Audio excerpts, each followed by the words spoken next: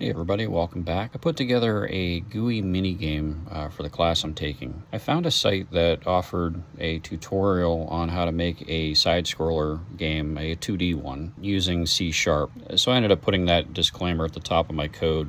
But the first page that we end up seeing is a title page where you can start or quit. And I just called it Awesome Game because it doesn't have a title yet, so that's just a placeholder. I go through the code from the tutorial site that I found, and it had a lot of the basics in there for how to move around and for the collision between the player's character and the ground or platform that you jump between.